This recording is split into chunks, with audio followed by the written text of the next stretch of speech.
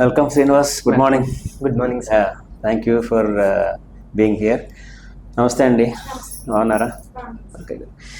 So Srinivas, so PCT ఆఫీస్లో ఉన్నావు, as a success story. Yes sir. Okay, so ఎలా అనిపిస్తుంది నీకు? జస్ట్ నీ గురించి రెండు విషయాలు చెప్పు. My name is Srinivas. I'm from Gollaprolu. Currently I have finished my diploma studies and I'm from the government school. Okay, so Srinivas Zilla Parishad high school Gollaprolu నుంచి అదే కంప్లీట్ చేసుకొని ఆదిత్య లాంటి ఒక కాలేజీలో డిప్లొమా కంప్లీట్ చేసి ఇప్పుడు ఒక జాబ్లో స్థిరపడ్డావు కదా. సో అది ఎంత కష్టపడ్డావు, దానికి ఆ కంపెనీ పేరేంటి? So how do you feel about it? Just explain. చిన్నప్పటి నుంచి చాలా ఫైనాన్షియల్ బ్యాక్గ్రౌండ్ నుంచి వచ్చాం. చాలా తక్కువ ఫైనాన్షియల్ బ్యాక్గ్రౌండ్ మాది. చిన్నప్పుడే ఫాదర్ చనిపోవడం వల్ల కొద్దిగా ఫైనాన్షియల్ ప్రాబ్లమ్స్ని ఫేస్ చేసాం. కానీ డిప్లొమాలో థర్డ్ ఇయర్లో నాకు క్యాంపస్ డ్రైవ్ ద్వారా జాబ్ రావడం అన్నది నాకు చాలా హ్యాపీగా ఉంది. ఈవెన్ నేను 18 years ఓల్డ్ అయినా ఈ వయసులోనే జాబ్ వచ్చిందంటే దానికి నాకు హెల్ప్ చేసిన ఫ్రెండ్స్, హెల్ప్ చేసిన మా మదర్, మా పీసీటీ టీం చాలా హ్యాపీగా ఫీల్ అవుతున్నారు. అమ్మ నమస్తే అండి. మామూలుగా ఇద్దరు పిల్లల్ని పోషించడమే చాలా కష్టం ఈ రోజుల్లో. అలాంటిది మీరు ఒక సింగిల్ మదర్ అయ్యి ఉండి చిన్నప్పటి నుంచి చాలా కష్టపడి పిల్లల్ని సపోర్ట్ చేశారు. ఇప్పుడు మేము పీసీ ద్వారా ఎంత సపోర్ట్ చేసినా సరే మీ సపోర్ట్ లేకపోతే ఆ స్థాయికి ఉండేవారు కాదు. సో ఇప్పుడు మీ అబ్బాయికి ఉద్యోగం వచ్చేసింది. ఇప్పుడు ఇంకొక 2 ఏళ్ళలో అమ్మాయి బిఎస్సీ నర్సింగ్ చదువుతుంది, భవాని. సో ఇద్దరు పిల్లలు చిన్నప్పటి నుంచి ఎలా ఎంత బాగా పెంచగలిగారు? అంత సపోర్ట్ ఎలాగా? మీకు ఏమన్నా ఇబ్బందులు ఎదురయ్యాయా ఒక సింగిల్ మదర్ లాగా? సో అది కొంచెం మాతో పంచుకుంటే మాకు కూడా అర్థమవుతుంది కదా. నాకు 2 పిల్లలు. మా హస్బెండ్ పిల్లలు చిన్నప్పుడే చనిపోయారండి. అప్పటి నుంచి పిల్లలిద్దరిని ఎలా పోషించాలా ఏంటి అనే అనేది చాలా బాధగా ఉండేది. అంటే సొంత వాళ్ళే చూడాలంటే వాళ్ళు చూసినా ఎంతవరకు అండి. అలా మాకు ఆ టైంలో మా పాప 6th క్లాస్లోకి వచ్చిందండి. వాటి ప్రోగ్రామ్ అని 7th అడాప్ట్ చేశారండి. ఆ ప్రోగ్రామ్ ద్వారా నేను ఒత్తిడి చేసుకునేదాన్నండి. ఒత్తిడి చేసుకుంటే అమ్మ స్కూల్కి రోజు మీటింగ్కి రావాలి అన్నాను. నేను ఇంకా బయటికి రావట్లేదు కదమ్మా, ఏంటన్నది వచ్చి చెప్పు అంటే అప్పుడు వాళ్ళే వచ్చి నేను ఒత్తిడి చేసేదానికి వచ్చేవారండి. అప్పుడు బాబు కూడా చిన్నపిల్లాడండి.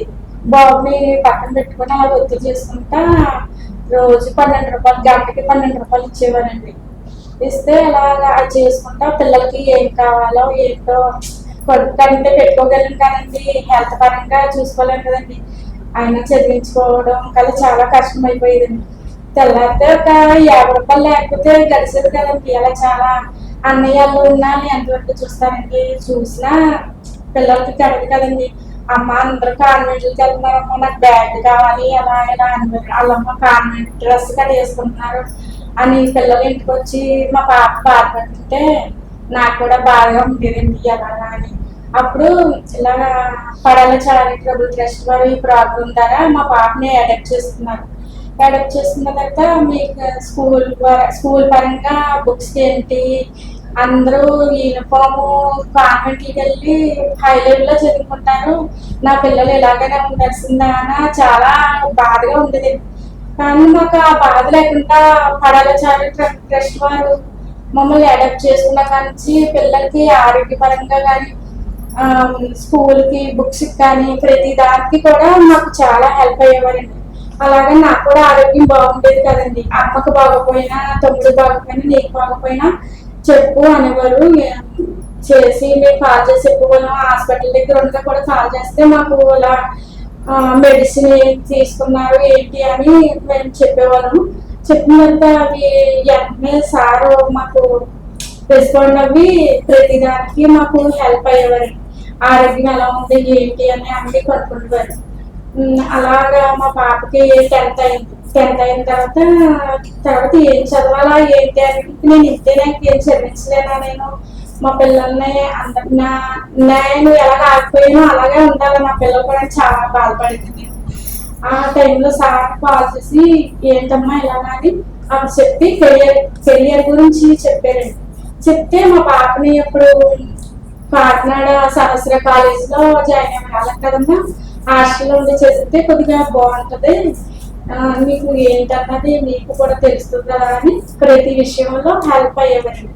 ఆ తర్వాత మా పాప అలా చదివిన తర్వాత మా బాబుకి పాపకి ఎలాగా చూసుకుంటున్నారు అంటే గర్ల్స్ స్కూల్లో ప్రోగ్రామ్ పెట్టేవారు, బాయ్స్ స్కూల్లో పెట్టిన పెద్ద బాబుని కూడా ఏంటన్నా అయ్యో మా బాబుకి ఎలాగా దీనికంటే ఎలాగే చూస్తున్నారు కాబట్టి దీని లైఫ్ పర్లేదు వాళ్ళ డ్రెస్ లో ఉంది కాబట్టి అనుకున్నాను. మరి బాబుకి ఎలాగనే ఇంకా అలా అనుకుంటుందండి. ఆ టైంలో బాబు కూడా బాబు కూడా 10th అయింది. 10th అయిన తర్వాత నేను ఒకసారి కనుక్కోమ్మా అడుగు ఒకసారి అంటే నేను సార్ని అడుగుతానమ్మా నువ్వు అసలు బాధపడద్దు అని మా పాప నాకు కొంచెం ధైర్యం చెప్పింది. అలాగే నేను కష్టపడి అలా 12 రూపాయలకి కష్టపడేదాన్ని గంటకి 15 రూపాయలు కష్టంలోకి వచ్చి మా ట్రస్ట్ వాళ్ళు చేసుకున్న దానికి కొంచెం ఏదో చేదోడు బాధ్యత నేను కూడా పిల్లల్ని చూసుకోవడం ఏంటో అలా చేసేదాన్ని. అలాగా మా అబ్బాయి కూడా 10th అయిన తర్వాత ఏం చేయాలా ఏంటి అలాగంటే అమ్మ నువ్వేం బాధపడతామా అలాగని నేను సార్ని అడుగుతాను నేను ఎలాగా ఏ ద్వారా ఎలా ఉంటే ఎలా బాగుంటుంది అని మా అబ్బాయి ఎలా కొంచెం ధైర్యం చెప్పి మా అబ్బాయి కూడా అడిగితే ఇలాగ సార్ నువ్వు ఇలాగ ఎంతో బాగుంటుంది అంటే డిప్లొమాకి రాసేది. రాసిన తర్వాత అందులో మంచి ర్యాంక్ సీట్ వచ్చింది. సీట్ వచ్చిన తర్వాత 3 సంవత్సరాలు కూడా సూరపాలెం ఆదిత్య కాలేజ్లో సీట్ వచ్చిందండి. సీట్ వచ్చిన తర్వాత నన్ను ఇంటర్వ్యూకి రమ్మన్నారమ్మా అన్నాడు. అంటే సరేగా వెళ్దాము అన్న తరపు ఎలాగెళ్తామో ఎప్పుడు కూడా పిల్లప్పుడు దాటి ఏంటో తెలియదు కూడా నాకు తెలియదు అలాంటి వాళ్ళు ఎలాగెళ్తామా అంటే మళ్ళీ ట్రస్ట్ వల్లనే కనుక్కుంటానమ్మా అని అడిగిన తర్వాత సార్ దగ్గర నుండి మమ్మల్ని హైదరాబాద్ పంపించారు. అసలు నిజంగా నాకు కాకినాడ దాటి ఏంటో కూడా అసలు తెలియదండి. తెలియని స్థితిలో అప్పుడు సార్ ఇలా పలానా దగ్గరికి వెళ్ళాలంటే అన్ని టికెట్లు తీసి హైదరాబాద్ పంపించి ఆ రోజు ఏంటో మా బ్యాగ్ లేకుండా బస్సు ఏదో కాలిపోయిందంట, దానివల్ల తీసిన సీట్లు కూడా క్యాన్సిల్ అయిపోయినట్టు. అయ్యి బాబాయ్ చూస్తే టైం చూస్తే ఎంత టైం అయిపోయింది పిల్లలు నేను ఉండిపోయి ఎలా అంటే నాకు ఇంకా ఏడుపు వచ్చేసింది. అమ్మ నువ్వేమో బాగా బాధపడద్దమ్మా సార్కి నేను ఫోన్ చేస్తానని అప్పుడు సార్ మాకు కూడా ఉండి మళ్ళీ వెంటనే బస్సుకి బుక్ చేశారండి. బుక్ చేసిన తర్వాత వెంటనే మమ్మల్ని సేఫ్గా ఇంటికి వచ్చేలాగా అన్ని దగ్గర చేశారు. ఇలాగ ఇంతలా చేయాలి నిజంగా సొంతం కూడా పట్టించుకోవాలండి. అలాగా పట్టించుకున్నా అంతంత మాత్రమే అలాగా చూస్తారు కదండి. ఇలాగా ట్రస్ట్ ద్వారా మేము ఇంత లాభాలు పొందామంటే అది నిజంగా నా ఫీలింగ్ చెప్తున్నానండి. అలాగే మా పిల్లడికి 10th వరకు అక్కడ అయింది కాబట్టి ఇప్పుడు జాబ్కి ప్లేస్మెంట్లో జాబ్ వచ్చిందండి. క్యాంపస్ ప్లేస్మెంట్లో జాబ్ వచ్చింది. ఆ జాబ్ ద్వారా నేను చాలా హ్యాపీగా ఫీల్ అవుతున్నానండి. మాకు ఈ అవకాశం ఇచ్చిన పడవ చారిటబుల్ ట్రస్ట్ వాళ్ళకి నేను చాలా రుణపడి ఉంటాను. చాలా కృతజ్ఞతలు ఈ అవకాశం ఇచ్చినందుకు. ఓకే శ్రీనివాస్, సో అమ్మ చెప్పారు కదా చాలా చాలా కష్టపడి మీకోసం సపోర్ట్ చేశారు. అసలు నీ లైఫ్లో పీసీటీ పడాల చారిటబుల్ ట్రస్ట్ ఎప్పుడు ఎంటర్ అయింది ఎలాగా? అంటే నేను ఫస్ట్ గవర్నమెంట్ స్కూల్ అని చెప్పాను కదా, ఫస్ట్ క్లాస్ నుంచి 10th క్లాస్ వరకు అలా గడిచిపోయే టైంలో మా అక్క నుంచి నాకు తెలిసింది ఈ పడాల చారిటబుల్ ట్రస్ట్. మా అక్క 6th క్లాస్లో ఉన్నప్పుడు పడాల చారిటబుల్ ట్రస్ట్ స్కూల్కి వచ్చి ఇలా సింగిల్ పేరెంట్ ఉన్న వాళ్ళని అడాప్ట్ చేసుకుంటున్నామని చెప్పాక మా అక్క ద్వారా నేను 10th తర్వాత ఈ ఉన్నతి ప్రోగ్రాంలో జాయిన్ అయ్యాను. జాయిన్ అయ్యాక డిప్లొమా కోర్సులో జాయిన్ అయ్యాక ఈ 3 ఇయర్స్లో ఫస్ట్ ఇయర్ నుంచి 3rd ఇయర్ వరకు ఏమేమి అవసరాలు ఉంటాయో బుక్స్కి కానీ సెమ్ ఫీజులు కానీ ఏమేమి కట్టాలో అవన్నీ మనీ హెల్ప్ చేస్తూ మోటివేట్ చేస్తూ అంతా చేశారు. నాకు లక్కీగా అలా మా అక్క ద్వారాని చెప్పడం వల్ల పాల్సెట్లో 4000 ర్యాంక్ వచ్చింది. అక్కడే కాకుండా పాల్సెట్ ప్రిపేర్ అవ్వడానికి కూడా గైడ్స్ ప్రొవైడ్ చేశారు పడాల చారిటబుల్ ట్రస్ట్ వారు. అలా ఈ 3rd ఇయర్కి వచ్చాక ఈసెట్ రాయమన్నారు. ఈసెట్ రాస్తే అందులో కూడా బాగా ర్యాంక్ వచ్చింది, 117 ర్యాంక్ వచ్చింది. అలా నాకు ఈ పడాల చారిటబుల్ ట్రస్ట్ అక్కడి నుంచి పరిచయం అవడంతో నా వరకు నాకు ఇంతలా హెల్ప్ అయింది. నేను ఇలా వెళ్ళి చేరుకున్నాను. Okay Srinivas, congrats once again. you, sir. నువ్వు అన్నట్టు 18 ఏళ్ళ వయసులోనే నీకు జాబ్ వచ్చేసింది, చాలా చాలా కష్టపడి చదివావు. ఒకటేంటంటే ఇప్పుడు నువ్వు government school, okay, Yes, sir. ZP school, కానీ ఆదిత్య లాంటి ప్రైవేటు కాలేజీలో కార్పొరేట్ పిల్లలు చాలామంది వస్తారు. అవును సార్. సో చిన్నప్పటి నుంచి నువ్వు ఒక ఈ లెవెల్ ఆఫ్ ఎడ్యుకేషన్లో ఉండి వాళ్ళతో ఆ డిప్లొమాలో 3 ఏళ్ళు కూడా వాళ్ళతో ఎలా కంపీట్ అయ్యావు? చాలా కష్టపడి ఉంటావు కదా. సో ఎలాగ నీకు ఏంటి మోటివేషన్ ఏంటి? వాళ్ళతో ఎంత కంపీట్ అవ్వకపోతే నీకు జాబ్ వచ్చింది వాళ్ళతో కంపీట్ అయ్యి కదా. సో అందువల్ల అది ఎలాగా మోటివేట్ అయ్యావు నువ్వు, ఎంత కష్టపడి చదివావు అనేది ఒకసారి నీ ఫీలింగ్స్ ఎక్స్ప్రెస్ చేస్తే బాగుంటుంది. Yes. నిజంగా 10th క్లాస్ వరకు గవర్నమెంట్ స్కూల్లో చదివి సడన్గా ప్రైవేట్ వాళ్ళతో కాంపిటేట్ అవ్వాలంటే నిజంగా కష్టంగా ఉంటుంది. కానీ ఆ టైంలో కూడా ఈ ట్రస్ట్లో మాకు ఎలా చదవాలి, ఎలా టైంని మేనేజ్ చేసుకోవాలి, ఏ టైంలో ఏది చదవాలి అని చెప్పడం వల్ల వాళ్ళతో ఎలా నడుచుకోవాలి, ఎలా ఫ్రెండ్షిప్గా ఉండాలి అని నేర్చుకోవడం ద్వారా వాళ్ళతో మింగిల్ అయ్యి అంతా చదువుకుని వాళ్ళకి నేను చెప్పడం, నేను వాళ్ళకి చెప్పడం, అలా అంతా మేనేజ్ అవ్వడం వల్ల కొద్దిగా వాళ్ళకన్నా కాంపిటేటింగ్గా ఫీల్ అయ్యి నేను చదువుకోవడం మొదలెట్టా. దానివల్ల ఇప్పుడు నాకు ఈ జాబ్ వచ్చిందని అనుకుంటున్నాను. ఓకే శ్రీనివాస్, ఇప్పుడు మన పీసీటీలో ఉన్నత స్కాలర్షిప్లో ఫైనాన్షియల్ అసిస్టెన్స్తో పాటు ఇంకొన్ని ప్రోగ్రామ్స్ ఉన్నాయి. అంటే నీకు ఒక మెంటర్ని ఇస్తారు ప్రతి స్టూడెంట్కి, తర్వాత ఎవ్రీ వీక్ సెషన్స్ ఉంటాయి. సో వాటి ఇంపాక్ట్ నీలో ఎలా ఉంది, అది కొంచెం ఎక్స్ప్లెయిన్ చేయి. పీసీటీలో ఓన్లీ ఫైనాన్షియల్గా సపోర్టే కాకుండా ఇంకా ఎక్స్ట్రా ప్రోగ్రామ్స్ ఉన్నాయి. కానీ మిగతా ట్రస్ట్స్తో పోల్చుకుంటే వాళ్ళు ఫైనాన్షియల్గా మాత్రమే సపోర్ట్ ఉంటుంది. కానీ ఈ మన పీసీటీలో మాత్రం ఫైనాన్షియల్తో పాటు ఎక్స్ట్రా యాక్టివిటీస్ లాంటివి, అంటే మెంటర్స్ని ప్రతి స్టూడెంట్కి ఒక్కొక్క మెంటర్ని అసైన్ చేయడం, వీక్లీ సెషన్స్ చెప్పడం, అటువంటివి ఉంటాయి. ఇందులో నాకైతే రమ్య అక్క అనే ఒక నా సీనియర్ని నాకు అసైన్ చేశారు. దీంట్లో అక్క కూడా సేమ్ నా ఫీల్డ్ లాగే డిప్లొమా చదివడం వల్ల నా మీద సీనియారిటీ ఉంటుంది కాబట్టి తను ఏమేమి ప్రాబ్లమ్స్ ఫేస్ చేసిందో నాకు తెలిసినాయి. అలా తెలియడం వల్ల ఈ మెయిన్గా అయితే నాకు ఈ డిప్లొమా థర్డ్ ఇయర్లో ఒక వేంపు జాబ్స్ని, ఒక వేంపు ఈసెట్ని, ఇంకో వేంపు సెమ్ని ఎలా కవర్ చేసుకోవాలో అక్క బాగా నాకు చెప్పింది. దానివల్ల నేను ఈ 3 ఆటల్లో కాంపిటేట్ అయ్యి 3 బాగా స్కోర్ చేయగలిగాను. అంతేకాకుండా ఈ వీక్లీ సెషన్స్లో ప్రతి వీక్ సండేస్ని ఒక్కొక్క స్పీకర్ని అసైన్ చేసి మాకు క్లాసెస్ జూమ్ క్లాసెస్ ద్వారా చెప్పేవారు. ఈ క్లాసెస్ ఓన్లీ వాళ్ళ గురించి చెప్పడమే కాకుండా వాళ్ళ బ్యాక్గ్రౌండ్ ఏంటి, వాళ్ళు ఏ స్థితి నుంచి వచ్చారని వాళ్ళ ఎక్స్పీరియన్స్ కూడా చెప్పడం వల్ల మేము వాళ్ళు చేసిన తప్పులే కాకుండా చేయకుండా మేము కూడా తర్వాత వాళ్ళ నుంచి ఏం నేర్చుకోవాలని మేము నేర్చుకున్నాం. అవి నాకు ఎంతో యూజ్ అవుతాయని అనుకుంటున్నాను. యూజ్ అయినవి కూడా ఎలా టైం మేనేజ్ చేసుకోవాలని కొంతమంది చెప్పారు, ఇంకా వాళ్ళు ఏమేమి బ్యాక్గ్రౌండ్ నుంచి వచ్చారని చెప్పారు నాకు. అవి నాకు చాలా యూజ్ అవుతాయి. ఓకే, శ్రీనివాస్ని చూస్తే చాలా చాలా గర్వంగా ఉంది. సో మీ కష్టానికి తగ్గ ఫలితాన్ని సంపాదించాడు, ఖచ్చితంగా బాగా చూసుకుంటాడు. సో పిల్లాడి విషయంలో ఎటువంటి డౌట్స్ లేవు. అయితే మీ అమ్మాయి ఉంది భవానీ. సో భవానీ కూడా మా స్టూడెంటే, మన పీసీ స్టూడెంటే. ఇప్పుడు బిఎస్సి నర్సింగ్ సెకండ్ ఇయర్ చదువుతుంది. తను కూడా 8th క్లాస్ నుంచి పీసీటీ వారధి ప్రోగ్రాంలో అడాప్ట్ చేసుకున్నాం మేము. అప్పటి నుంచి చాలా బ్రిలియంట్ స్టూడెంట్.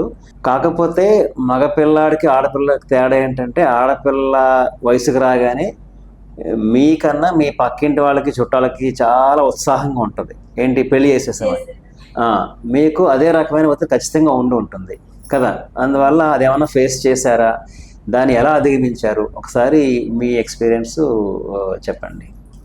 అంటే సార్ 10th అయిన తర్వాత మ్యారేజ్ గురించి అందరూ వాళ్ళు మెచ్యూర్ అయిన తర్వాత తండ్రి లేడు కదా, చేస్తే వంటది ఏదో చూసి ఎలాగైనా ఇంట్లో ఉండి అంట్లు తోముకోవడమే కదా అనేవాళ్ళు. అంటే ఇంకా నాకు కూడా సర్లే వాళ్ళ డాడీ లేరు, నేనన్నా తర్వాతనే అలా చేయగలను. కొంచెం తెలుసున్న వాళ్ళంటే పాపం చూసుకోవడం ఏంటి అన్నది వాళ్ళలో కొంచెం సానుభూతి ఉంటుంది కదా. ఇంకా కట్నం గట్ట ఏమి అడగరో సెల్లే చేసేద్దాం అనుకున్నాను సార్. ఆ తర్వాత ట్రస్ట్లో ఒక ప్రోగ్రామ్ పెట్టారు సార్. పెట్టిన తర్వాత చైల్డ్ మ్యారేజెస్ అని ప్రోగ్రామ్ పెట్టారు. ఆ ప్రోగ్రామ్కి నేను రాను అన్నమాట. అంటే అమ్మ ఒక్కసారి అమ్మని వచ్చి చూడంతే, వచ్చి చూసిన తర్వాత నీవు ఎలా ఫీల్ అవుతున్నావో అప్పుడు నువ్వు చెప్పినా నేను ఆశిస్తాను అంటే, లేదే డాడీ లేదు కదా, నలుగురు ఏమనుకుంటారో, తమ్ముడేమో చిన్నోడు, మన ఇద్దరం ఆడళ్ళు ఇంటి దగ్గర ఉంటాము, ఎవరేమనుకున్నా ఒక అన్న తమ్ముడితో మాట్లాడుకున్నా ఇలాగా మగోళ్ళు లేరు కదా అలా ఇలా అంటారు, పిల్లకి పెళ్లి చేసేయాలని గట్రా అందరూ నన్ను తినేస్తున్నారా బాబు, నేను అలా బయటకు వెళ్ళి పని చేసుకుని అమ్మామని ఇలా కష్టపడి నీకు రేపొద్దునన్నా చెయ్యాలి కదమ్మా అని అంటే, అలా కదమ్మా ఒక్కసారి రామ్మంటే ఆ రోజు ప్రోగ్రామ్ వచ్చారు. వచ్చిన తర్వాత అన్ని చెప్పారు. అప్పుడు ఇంకా నా మైండ్ సెట్ మారి ఇచ్చి ఇప్పుడు ఈ వయసులో నేను పెళ్లి చేయాలా అన్న ఫీలింగ్ వచ్చి నాకు చాలా బాధేసి వచ్చిందండి ఆ రోజు అయితే అప్పుడు వాళ్ళ మేనత్ వచ్చి నా మీద తిట్టిందండి, నీ మొక్క చెడిపోయిన తర్వాత ఇంకా అలా ఎలాగన్నావు, ఇంక నీకు ఎవరు చూసేవాళ్ళు లేరు, ఇంకే నీకు ఎవరు ఉంటారో ఆ పిల్లోడన్నా రేపు పొద్దున్నన్నాడు పెద్ద దిగిన తర్వాత ఎలాగ పాపం చేయాలి కదా అని అన్నారు. ఇంక నేను అసలు చెయ్యను, ఏమైనా ఇంక ముగ్గురు అలా పడుంటాము, ఏదో చదువుకున్న తర్వాత వాళ్ళ కాళ్ళ మీద వాళ్ళు నిలబడ్డారంటే తర్వాత వాళ్ళకి చెయ్యొచ్చు కదా అనేసి ఇంక నేను ఫిక్స్ అయిపోయినా, నేను చెయ్యను అన్నారు. అన్న తర్వాత ఇంకా అలా ఊరుకున్నాం. లేదు కట్నం కూడా మేమేమి ఆడము, పిల్ల కొంచెం పరిస్థితిని పెట్టి మేము చేసుకుంటామని ముందుకు వచ్చేసారు. వస్తే ఇంకా నేను అసలు నాకు చేసే ఉద్దేశం లేదు, ఇంకా మీరు ఎవరు లేకపోయినా పర్లేదు, ఆ పిల్లల కాళ్ళ మీద వాళ్ళు నిలబడ్డారు అంటే నాకు ఇంకెవరితో పని ఉంటుందంటే ఒకరితో మాటలు పడాల్సిన పని కూడా లేదు అని అన్న తర్వాత ఇప్పుడు సెకండ్ ఇయర్ అయిందండి. అన్న తర్వాత ఇప్పుడు బిఎస్సీ నర్సింగ్ చదువుతుంది.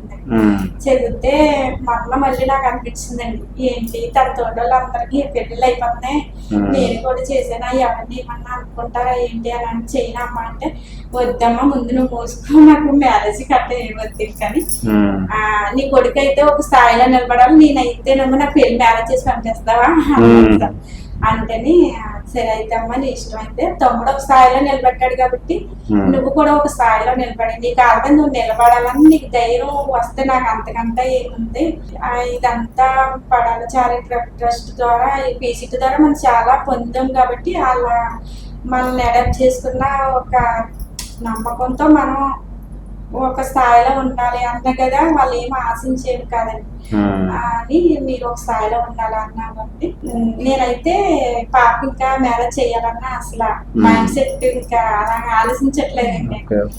ఇంక చేయనండి, వాళ్ళు నా కాళ్ళ మీద నిలబడాలన్నది నాకు కోరిక. దీంతో మీ చుట్టాలు కూడా మీతో మాట్లాడడం మానేసి ఉంటారు. మానేస్తేగా ఇంకా చదివించేస్తుంటదంట, ఆడపిల్లని ఎందుకు అంత చదివించడం ఇలా చెప్పారంట, ఏదో పూరెక్కించేసారు అందుకే ఇంకా అసలు చేయడానికి ఒప్పుకోవట్లేదు అనేసి ఇంకా ఇప్పుడు అంతలా మాట్లాడే వాళ్ళు కూడా సరిగ్గా మాట్లాడట్లేదు. పోలే ఇంకా మేము ముగ్గురమే ఉంటాం, ముగ్గురమే కంపేర్ చేసుకుంటాం ఉంటాం. ఇప్పుడు నర్సింగ్ అయిపోయిన తర్వాత అమ్మాయి కూడా ఉద్యోగం వచ్చినప్పుడు మళ్ళీ అందరూ వచ్చేస్తారు, మళ్ళీ మా భావాన్ని వచ్చేస్తారు. వెరీ గుడ్, మీరు మొత్తం బాగా నిలబడ్డారు. Very good, thank you. Okay Srinivas, ఇప్పుడు చిన్నప్పుడు నాకు ఒక సమస్య ఉండేది. ఇప్పుడు చాలా మంది అడిగేవారు మీకు మోటివేషన్ ఏంటి అని, అంటే చదివిని గుర్తుండట్లేదు, చదువు మీద ఫోకస్ ఉండట్లేదు అని చాలా మంది అడిగేవారు. నాకు అసలు ఆ సమస్య లేదు, ఎందుకంటే నా మోటివేషన్ అంతా మా అమ్మాయి. మా అమ్మ చిన్నప్పుడు ఒక కిరాణా కొట్టు పెట్టుకునేది, పొలాలు కొట్టేది, ఇడ్లీలు అట్లు వేసేది, చాలా కష్టపడేది. మా అమ్మ చదువుకోలేదు, నాకు చాలా కష్టపడేది. సో నా స్కూల్ టైంలో నా మోటివేషన్ ఏంటంటే మా అమ్మాయి బాగా చదివేసి మార్కులు తెచ్చుకొని స్టేట్ ర్యాంకులు తెచ్చుకొని త్వరగా ఉద్యోగం వెళ్ళిపోయి మా అమ్మని కిరాణా కొట్టు మూయించేది, అదే నా మోటివేషన్ కదా. దాంతో చదువుని మర్చిపోవడం కానీ ఏ సమస్య ఉండేది కదా, అన్ని చక్కగా గుర్తుండేవి, పరీక్షలు బాగా రాసేవాడిని. సో దాని రకంగా నేను స్టేట్ ర్యాంక్స్ అవి వచ్చాయి నాకు. సో అలాగే నీ లైఫ్లో కూడా ఏదన్నా మోటివేషన్ ఏమన్నా ఉందా, ఉంటే అదేంటి? నాకు కూడా మోటివేషన్ అంటూ ఉండాలి, ఎందుకంటే ఒక బండి ఉన్నదంటే ఆ బండి నడాలంటే పెట్రోల్ లేకుండా ఉండదు. సేమ్ అలాగే పెట్రోల్ అన్నది ఇక్కడ మోటివేషన్ కింద పనిచేస్తుంది. సేమ్ ఎంత డెడికేషన్గా స్టడీస్లో ఉన్నా మోటివేషన్ అంటూ అప్పుడప్పుడు ఉండాలి. అటువంటి మోటివేషన్ మా అమ్మ నాకు ఇచ్చింది. మా అమ్మ సరస్వతి. నాకు మోటివేషన్ ఎలా వచ్చిందంటే సేమ్ మీలాగే మా అమ్మ కూడా చిన్నప్పుడు మమ్మల్ని చదివించడానికని చాలా వర్క్ చేసేది, ఒత్తులు చేయడం, అలా గంటకి 15 రూపాయలు అలా తేడం అనేది నాకు కూడా అనిపించేది. ఎందుకు ఇంతలా కష్టపడుతుంది మా గురించి, మేము ఇంకా మరి ఇంకెంత స్టేజ్లో ఉండాలి, మేము కూడా ఇంకా ఎంత చదవాలి అని చదువుతూ ఉండాలి ఖచ్చితంగాని, ఒక స్థాయిలో నిలబెట్టాలి, మీరు నిలబడడంతో పాటు మా అమ్మను కూడా ఒక లెవెల్లో ఉంచాలి అన్న మోటివేషన్తో ఎప్పుడు డిగ్రేడ్ అయినా స్టడీస్లో అది గుర్తు రావడం వల్ల మళ్ళీ కంబ్యాక్ ఇవ్వడం వల్ల మళ్ళీ ఆ లెవెల్లో ఉండేవాళ్ళం. ఆ రిజల్ట్ ఇప్పుడు నాకు నిజంగా కనపడుతుంది, మోటివేషన్ ఎందుకు నిజంగా ఉండాలని. నిజంగా దానికి మా అమ్మకి చాలా థ్యాంక్స్ చెప్పుకుంటున్నాను నేను. సో ఇందాక మదరు చెప్పారు కదా, హైదరాబాద్ ఇద్దరు బస్సులో, స్లీపర్ బస్సులో వెళ్ళారు కదా ఇంటర్వ్యూకి.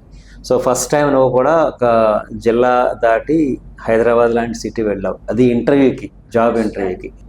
సో ఎలాగా ఫీల్ అయ్యావు, అంటే ఆ ఇంటర్వ్యూ ఎలా ఫేస్ చేసావు, ఆ జర్నీలో ఏమనిపించింది నీకు, ఇంటర్వ్యూ ఎక్స్పీరియన్స్ ఏంటి? సో జస్ట్ నీ ఫీలింగ్స్ ఏంటి ఒకసారి ఎక్స్ప్లెయిన్ చేయి. థర్డ్ ఇయర్లో డిప్లొమా అంటే ఖచ్చితంగా జాబు డ్రైవ్స్ గట్రా వస్తాయి, క్యాంపస్ డ్రైవ్స్. అలాగే నా సెమ్ పర్సంటేజ్ని బట్టి ఒక కంపెనీ వచ్చింది, థాట్ వర్క్స్ అని. ఆ కంపెనీకి ఎక్కడే కదా ఇంటర్వ్యూ ఇవ్వడం, కాలేజ్కి వచ్చేస్తాము అని అనుకున్నాం ఫస్ట్. కానీ అది కాకుండా హైదరాబాద్ రావాలి, డైరెక్ట్గా కంపెనీ దగ్గరికి వచ్చి మీరు ఇంటర్వ్యూ ఇవ్వాలి, మీ పేరెంట్ని తీసుకుని రావాలి అని అన్నారు. అప్పుడు అంటే ఎలా వెళ్తాం, కరెక్ట్గా మేము ఈ స్టేట్ని సడన్గా ఎలా దాటి వెళ్ళాలి, ఏపీ నుంచి తెలంగాణకి ఎలా వెళ్ళాలి అన్న టైంలో ట్రస్ట్కి ఫోన్ చేస్తే ఎలా వెళ్ళాలి సార్ అని గట్రా అంటే, అంతా అక్కడ నుంచి కవర్ చేసి ఇక్కడ నుంచి ఎలా వెళ్ళాలి అని ట్రైన్ టికెట్స్ బుక్ చేసి మళ్ళీ రిటర్న్లో బస్ టికెట్స్ బుక్ చేసి అంతా చేశారు. వెళ్ళగానే నాకు అర్థం కాలేదు, ఏంటి మన ఊర్లో గట్టిగా ఉంటే 3-4 అంతస్తులు ఉంటే అక్కడ ఇంత పెద్ద అంతస్తులు ఉన్నాయి, అసలు ఆ కంపెనీలోకి ఎలా వెళ్ళాలి అని ఏం తెలియకపోతే మళ్ళీ అక్కడ కూడా ఒక సార్ని అసైన్ చేసి, రమేష్ సార్ అని సార్ వాళ్ళ ఫ్రెండ్ అసైన్ చేసి అక్కడ కూడా అక్కడికక్కడ కవర్ చేసి మళ్ళీ కంపెనీ వరకు తీసుకువెళ్ళి అక్కడ రౌండ్స్ అయ్యి చేశారు. అక్కడ కంపెనీలో మళ్ళీ నేను ఫస్ట్ రౌండ్, కొన్ని రౌండ్స్ జరిగినాయి ఇంటర్వ్యూలో. అలా మళ్ళీ ఓన్లీ ఇంటర్వ్యూ చేయించడమే కాకుండా ప్రతి రౌండ్కి మళ్ళీ సార్కి ఫోన్ చేసేవాడిని, ఎలా జరిగింది, ఎలా ఉంది, కాన్ఫిడెంట్గా ఉన్నావా అని గట్రా జరిగింది. అలా ఫస్ట్ టైం నాకు ఇంటర్వ్యూ ఎక్స్పీరియన్స్ అయితే పర్లేదు, బాగానే జరిగింది. కానీ ఫస్ట్ టైం కాబట్టి కొద్దిగా ఫీల్ అయ్యాను. ఈ జాబ్ రాలేదని ఇంటికి వచ్చాక వాళ్ళు చెప్పారు కంపెనీ వాళ్ళు, కానీ బాధపడలేదు. ఒక ఎక్స్పీరియన్స్ అంటూ ఇంటర్వ్యూ ద్వారా ఇలా ఉంటుంది, ఇలా కాన్ఫిడెంట్గా మాట్లాడాలి, ఎదురుగా ఒకరు క్వశ్చన్స్ అడిగితే నాకు ఎలా ఉంటుంది అని ఇక్కడ తెలిసింది. తర్వాత కొన్ని రోజుల తర్వాత మళ్ళీ ఇంకో క్యాంపస్ డ్రైవ్ రావడం ద్వారా మాస్టిప్ అనే కంపెనీ, అది ఎలాగని చూసుకుంటే ఇలా దగ్గరలోనే ఇంకో ప్లేస్కి రమ్మన్నారు. అక్కడ కూడా సేమ్, అది కూడా నాలెడ్జ్ని గట్రా బేస్ చేసుకుని క్వశ్చన్స్ అడిగారు. అందులో కూడా సేమ్ ఇలా కొన్ని కాంపిటేటివ్ కంపెనీస్ అంటూ ఉంటే అందులో మన నాలెడ్జే కాకుండా రియల్ టైంలో ఎలా ఉంటుంది, రియల్ టైం క్వశ్చన్స్ గట్రా అడిగేవారు. అంటే ఒకవేళ ఎలా ఫ్రెండ్స్తో ఎలా ఉండాలి, నీకు ఎలా నచ్చింది, నీ ఎక్స్పీరియన్స్ ఏంటి, నువ్వు ఇప్పుడు వరకు ఎలా చదువుకున్నా, అటువంటి బేసిక్ క్వశ్చన్స్ కూడా అడిగేవారు.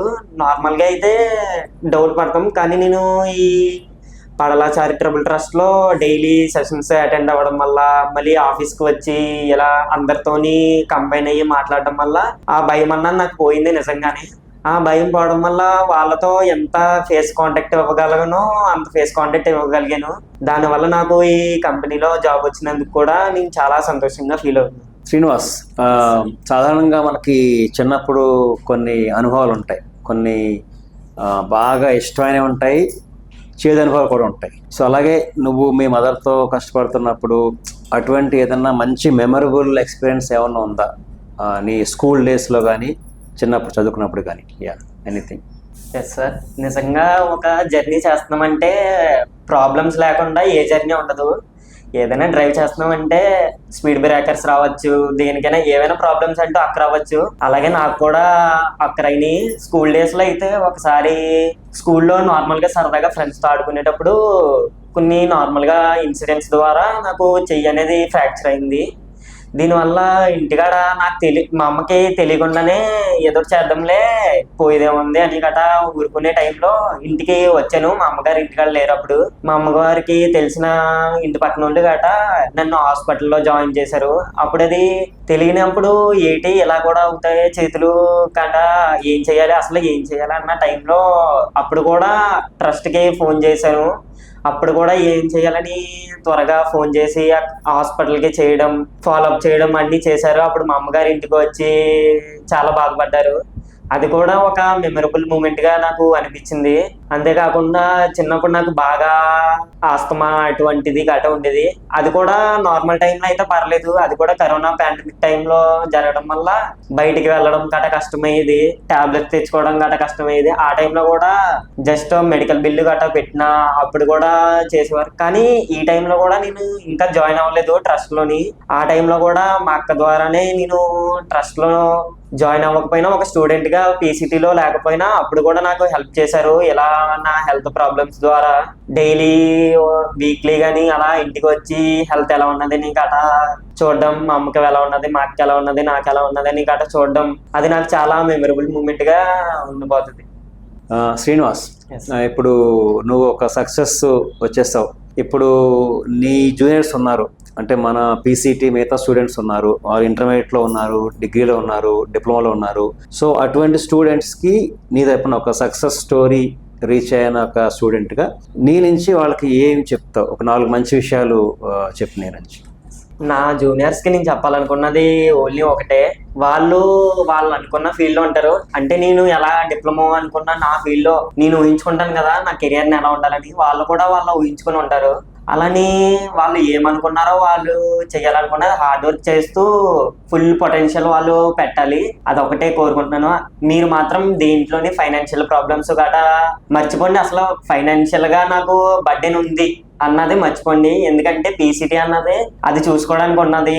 ఆ ప్రాబ్లమ్ ని మీరు మర్చిపోండి. అంతేకాకుండా మీరు ఎక్కడ డిమోటివేట్ అయినా ఈ పీసీటీ అన్నది మీకు తోడుగా ఉంటది. మీరు చేయాల్సింది ఏదైనా ఒకటి ఉన్నదంటే అది మాత్రం మీరు అనుకున్న గోల్ కి ఫుల్ గా హార్డ్ వర్క్ పెట్టాలి, అదొకటే. మీరు ఏదోటి అనుకుంటారో మీ గోల్ ఏంటని, ఆ గోల్ మాత్రం మీరు రీచ్ అయ్యేంత వరకు పీసీటీ అన్నది మీకు తోడుగా ఉంటది.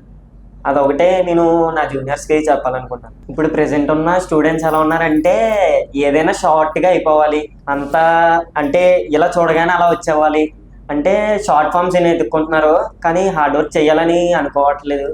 మనకు మెయిన్గా ఉన్న ప్రాబ్లం ఏంటంటే డిమోటివేట్ అవ్వడానికి ఒక ఫోన్ ఉంటే చాలు. దానికి ఫోన్ ఏం చేస్తుందంటే మనం చదువుకోవాలని తీస్తాం కానీ ఫోన్ని, కానీ దానికి డిమోటివేట్ అయిపోయి ఇన్స్టా రీల్స్ అంటూ అవంటూ ఇవంటూ అలా షార్ట్గా ఎతికించుకుని ఇంకా అలా డిమోటివేట్ అయిపోతాం. దీనివల్ల చాలా డివేట్ అయిపోతాం. కానీ ఇప్పుడు వరకు నాకు ఫోన్ లేకపోవడం అన్నది నేను చాలా సంతోషంగా ఫీల్ అవుతున్నాను. కాలేజీలో అంటారు ఏరా ఫోన్ లేదు అంటే కాలేజీలో ఏం జరుగుతుందో కూడా నీకు తెలియకుండా ఉంటుంది, బయట ఏం జరుగుతుందో తెలియకుండా ఉంటుంది అని అంటారు. బయట ఏం తెలుసుకోవాలి అనేది మనకు ఉంటే చాలు. కానీ మెయిన్గా అయితే చదువు గురించి అంటే చదువు గురించి మాత్రం చూస్తే చాలు. అది కాకుండా అదర్ యాక్టివిటీస్ అంటూ ఇన్స్టా అంటూ ఫోన్ని దూరం పెడితే చాలా మంచిది. ఈ టైంలో మీరు నిజంగా ఎప్పుడైతే యూజ్ చేయాలనుకుంటున్నారో అప్పుడు యూజ్ చేస్తే చాలు. మీరు ఒకవేళ మీరు కానీ గోల్ కానీ రీచ్ అయ్యారంటే మీ నీడ్కి బట్టి మీరు కొనుక్కోవచ్చు. ఎందుకంటే ఇప్పుడు వరకు నాకు లేదు ఫోను, నేను ఇప్పుడు జాబ్కి వెళ్ళాలి కాబట్టి నాకు ఖచ్చితంగా నీడ్ ఉంటుంది. అది కూడా నేను ఫుల్గా వాడను. ఏదైతే నీడ్ ఉంటుంది కంపెనీలో ఏదైతే యూజ్ చేసుకోవాలో దానికి మాత్రం యూజ్ చేస్తాను. అలాగే మీరు కూడా ఈ స్టడీ ఎంతవరకు చదువుకోవాలో అంతవరకు యూజ్ చేసి మిగతా టైంలో దూరం పెట్టి ఆ బుక్స్ ఏం చదవాలి అని గుర్తించుకుని మీ మదర్ ఏం చేస్తారు, మీ చుట్టేంపులు ఏమున్నది దాన్ని గుర్తించుకుంటే నిజంగా ఫోన్కి దూరంగా ఉంటారు. అది ఒకటి గుర్తించుకుని ఫోన్ మాత్రం దూరంగా పెట్టండి. శ్రీనివాస్, ఇప్పుడు మీ అక్క ఉంది కదా ఎస్ సార్. గంగాభవాని నీకన్నా పెద్దది కదా, ఇప్పుడు నర్సింగ్ చదువుతుంది. ఇప్పుడు తను చదువులో ఉండగానే నీకు జాబ్ వచ్చేసింది. మరి ఏం జెలసీ లాంటివి ఏమి ఫీల్ అవ్వదా? సో అసలు మీ ఇద్దరి మధ్య అక్క తమ్ముళ్ళ మధ్య రిలేషన్ ఎలా ఉంటుంది? ఇంట్లో కొట్టుకుంటారా, తిట్టుకుంటారా, ఎలా ఉంటారు? ఒకసారి 2 విషయాలు చెప్పు మీ అనుభవం గురించి. యాక్చువల్గా జలస్ అనే ఓడి కాదు కానీ సార్, నార్మల్గా ఫీల్ అంటూ ఉంటుంది. అంటే నిజంగా నాకు ఈ కంపెనీలో జాబ్ వచ్చిందని ఇంటర్వ్యూలో నేను సెలెక్ట్ అయ్యాను, నువ్వు సెలెక్ట్ అయ్యారా కంపెనీలో అని వాళ్ళు చెప్పగానే ఫస్ట్ నేను ఇన్ఫార్మ్ చేసింది మా అమ్మకి, తర్వాత మా అక్కకి చెప్పాను. దానివల్ల తను ఫీలింగ్ అన్నది నేను ఊహించుకోగలను, ఎంతలా ప్రౌడ్గా ఫీల్ అయ్యిందో మా అక్క. కానీ అక్క అంటూ తను ఆల్రెడీ ఫేస్ చేస్తూ వస్తుంది ఎలా ఉంటుంది తర్వాత అని తను చెప్పిన ఎక్స్పీరియన్స్ నాకు తెలుసు. ఎలా మెయిన్గా మా అక్క నుంచి ఏమైనా నేర్చుకునేది ఏదైనా ఉన్నదంటే అదే ఎలా మాట్లాడాలి, బయట అందరితో ఎలా మాట్లాడాలి, అందరితో ఎలా కలిసిపోవాలన్నది మా అక్క నుంచి నేను చాలా బాగా నేర్చుకున్నాను. స్పీచెస్ ఇవ్వడంలో మా అక్క 2 నిమిషాలు వస్తే అరగంట అలా చేస్తుంది. దాన్ని ఎలా లాగించాలి, ఎంత అందరితో ఎలా కలిసి మాట్లాడాలి అనేది మా అక్క నుంచి నేను నేర్చుకున్నాను. జలస్ అంటే ఏం లేదు సార్, నార్మల్గా ఉంటుంది అంతే సార్. ఓకే ప్రౌడ్గా ఫీల్ అయింది సార్ మా అక్క అయితే. ఓకే శ్రీనివాస్, సో చివరిగా చాలా చాలా మంచి విషయాలు చెప్పారు అమ్మ నువ్వు కూడా. సో లాస్ట్ క్వశ్చన్ ఏంటంటే మీ కుటుంబంలో మొండి గంగా భవాని, మొండి శ్రీనివాస్ మీ కుటుంబంలో పీసీటీ రాకపోయి ఉంటే, అంటే మీరు అనుకున్న టైంలో ఆ టైమ్లీ హెల్ప్ రాకుండా ఉంటే అసలు ఏం జరిగి ఉండేది? అంటే ప్రపంచమే ఆగిపోదు, ముందుకు వెళ్తుంది, కానీ ఎటువంటి మార్పులు సంభవించేవి మీ అక్క విషయంలో కానీ నీ విషయంలో కానీ? పీసీటీ రాకపోయి ఉంటే, మీరు పీసీటీ పరిచయం అవ్వకపోయి ఉంటే ఏం జరిగి ఉండే అవకాశం ఉండేది? ఫస్ట్ మా లైఫ్లోకి వచ్చింది పీసీటీ మా అక్కతో. మా అక్క 8th క్లాస్లో 6th క్లాస్లో అలా వచ్చింది మా లైఫ్లోకి పీసీటీ అన్నది. ఒకవేళ అప్పటి నుంచి రాకపోతే 10th క్లాస్ వరకు అలా కంటిన్యూ అయిపోతుంది. 10th తర్వాత ఏమో పీసీటీ ఉండడం వల్ల మా అక్క కాకినాడలో పెద్ద కాలేజీలో సహస్ర కాలేజీలో చదువుకుంది. ఒకవేళ పీసీటీయే లేకపోతే నిజంగా కాలేజ్ అన్నది మర్చిపోవాలి, అంటే ఏటో కూడా తెలియకపోతుంది. కాకినాడలో కాలేజ్ నార్మల్గా అందరిలాగే ఇంటర్లో జాయిన్ అయిపోవడం అలా జరుగుతుంది. సేమ్ నా పొజిషన్ కూడా అలాగే ఉంది. 10th వరకు అలా ఉంది. చిన్న చిన్న హెల్త్ ప్రాబ్లమ్స్ నిజంగా ఫేస్ అవ్వాల్సి వస్తుంది మేము కూడా. తర్వాత 10th తర్వాత ఇంటర్ జాయిన్ అవ్వడం, ఇంటర్ తర్వాత ఇంకా ఏటీ అని ఉండకపోదును, తర్వాత ఏటీ అని నిజంగా క్వశ్చన్ మార్క్ కింద ఉండిపోదును. కానీ పీసీటీ ఉండడం వల్ల ఆ క్వశ్చన్ మార్క్ని అరేంజ్ చేయగలిగాం మేము మా కుటుంబంలో. అది హ్యాపీగా ఉంది. అంతేకాకుండా మా అక్క 10th తర్వాత ఇంటర్ జాయిన్ అయ్యాక, ఇంటర్ తర్వాత ఇంకేటని తెలియనప్పుడు మ్యారేజ్ చేసేది. నిజంగానే ఇంటికాడ రిలేటివ్స్ ద్వారా ఆ ప్రెషర్ ద్వారా నిజంగా మా అక్కకి పెళ్ళి అయిపోదును. ఈ పీసీటీ ఉండడం వల్ల నిజంగా ఆ థాట్ అనేది ఎరేజ్ అయిపోయింది. తర్వాత మా అక్క కూడా ఎరేజ్ అయిపోయింది. ఇప్పుడు పెళ్ళి అంటే చిరాకు పడుతుంది మా అక్క. ఎప్పుడైతే సెటిల్ అవుతుందో అప్పుడే పెళ్లి చేసుకుందాం అన్నట్టుంది. నాకు కూడా జాబు అన్న ఆలోచన అప్పటికే రాకపోదును, ఇంకా టెక్నికల్ గా ఏం నేర్చుకోకపోదును. అలాగా చిన్న చిన్నగా చెప్పుకోవాలంటే నిజంగా నాకు మెయిల్ ఎట్టడం రాదు. నిజంగానే ఈ ఉన్నతిలో జాయిన్ అవ్వడం వల్ల అఫీషియల్స్ కి ఎలా మెయిల్ చేయాలి, మామూలుగా ఫ్రెండ్స్ కి ఎలా మెయిల్ చేయాలి, అటువంటి చిన్న చిన్నవి కూడా నేను నేర్చుకున్నాను. అలా ఏదో నేర్చుకుంటూ ఉంటాం. కానీ ఒకవేళ నిజంగా ఇది కానీ లేకపోతే మా లైఫ్ అంటూ హారిబుల్ సిచ్యువేషన్ లో ఉంది మరి. Okay Srinivas, so thank you once again. So పీసీటీకి వచ్చినందుకు మీకు కూడా థ్యాంక్స్ అమ్మ. సో చాలా మంచి మంచి విషయాలు చెప్పారు. ఇవి ఖచ్చితంగా మిగతా వాళ్ళకి కూడా మోటివేషన్ ఉంటుంది. ముఖ్యంగా మన డోనర్స్ కూడా వాళ్ళకి they will be happy to see your success story అన్నమాట. So thanks again for coming to visit office. So నేను ఫస్ట్ స్పెషల్ గా థ్యాంక్స్ చెప్పుకోవాలంటే మీకు సార్. ఒక స్టూడెంట్ స్టేజ్ నుంచి ఇలాగా సక్సెస్ ఇంటర్వ్యూ ఇచ్చే స్టేజ్కి వచ్చినంటే మీ వల్ల, పీసీటీ వల్ల, యాప్స్ వల్ల, మా డోనర్స్ వల్ల sir. Thank you, special all the best. Thanks అమ్మా మీకు కూడా. నమస్తే.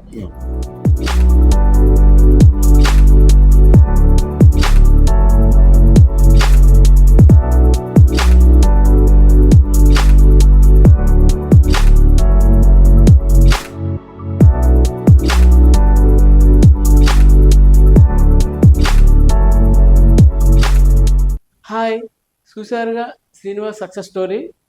లైఫ్లో ప్రతి స్టూడెంట్ని సక్సెస్ అయ్యేలా తీర్చిదిద్దడమే మా పీసీటీ యొక్క ముఖ్య ఉద్దేశం. సో ఇలాంటి సక్సెస్ స్టోరీస్ని, సక్సెస్ఫుల్ స్టూడెంట్స్ని వెలికి తీసేటువంటి ప్రయత్నంలో భాగంగా వాళ్లకు తోడ్పాటు అందించినటువంటి మా డోనర్స్కు ప్రత్యేక కృతజ్ఞతలు తెలుపుకుంటూ, మరిన్ని సక్సెస్ స్టోరీస్ చూద్దారనుకుంటున్నారా? సో అయితే మా ఛానల్ని సబ్స్క్రైబ్ చేయండి.